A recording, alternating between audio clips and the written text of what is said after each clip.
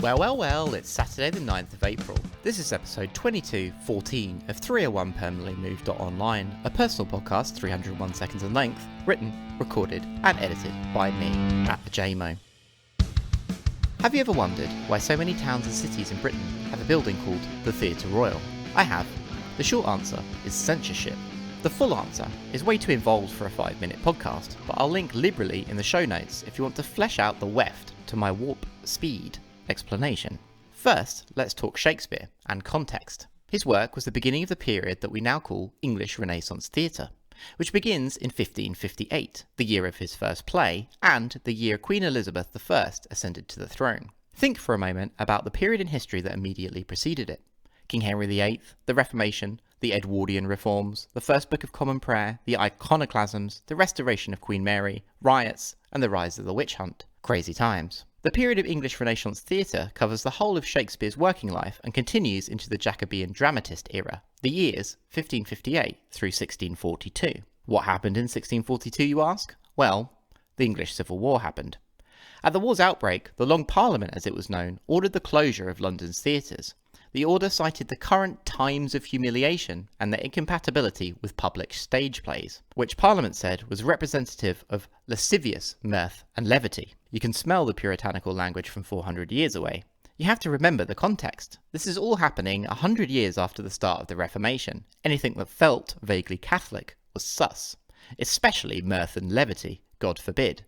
The Puritans, of course, thought people should be doing more pray and less play, as it were. One anonymous royalist pamphlet against the closure of the theatres at the time wrote sarcastically, "We need not any more stage plays. We thank them for suppressing them. They have saved us money." So, from 1642, theatres and fun were banned in England. Of course, prohibition never works, so the ban was reinforced and strengthened in 1648 at the beginning of the Second Civil War. Actors were to be treated as rogues. Parliament authorised the demolition of theatre seating and levied fines on spectators. Actors of the day fought back, issuing again an anonymous pamphlet called The Actors' Remonstrance or Complaint for the Silencing of Their Profession and Banishment from Their Several Playhouses. It's one hell of a document, and the first paragraph reads, "Oppressed with many calamities and languishing to death under the burden of a long and, for aught we know, everlasting restraint, we, the comedians, tragedians, and actors of all sorts and sizes belonging to the famous private and public houses within the city of London and suburbs thereof, to you, great Phobos, and you, sacred sisters, the sole patronesses of our distressed calling, do we, in all humility, present this our humble and lamentable complaint, by whose intercession to those powers who confine us to silence, we hope to be restored to our pristine honour and employment." So much going on there. Invocations to Apollo and the Muses. Anyway, where was I? Ah yes, the Theatre Royal.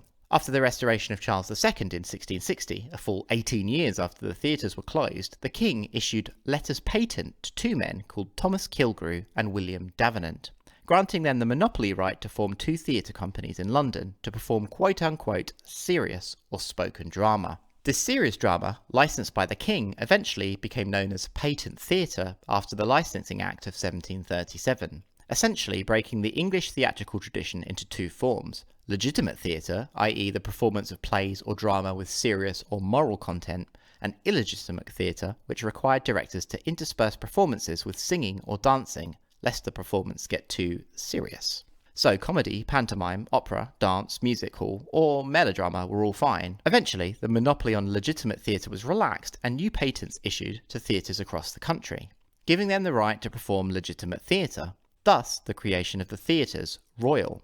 Cork got its Theatre Royal in 1760, Bath in 1768, Liverpool in 1772, and Margate, my hometown, 1787. The Licensing Act of 1737 was also important as it allowed the British state to control and censor what was being said about the government on stage. Scripts had to be vetted by the Lord Chamberlain's office before the first performance. Whilst the monopolies on the performance of serious plays were eventually revoked by the Theatres Act of 1843, censorship of stage plays continued until 1968. I'm sure, like you me, would like to pretend that you're shocked that the British government censored the content of theatre for nearly 250 years. But from the moment of its inception, MI5 vetted the majority of the BBC's staff. This was to ensure that people deemed too left-wing or anti-war were excluded from roles at the BBC. a practice that went on until at least the 1990s, I might add. Anyways, that's why towns and cities across the country have theatre royals.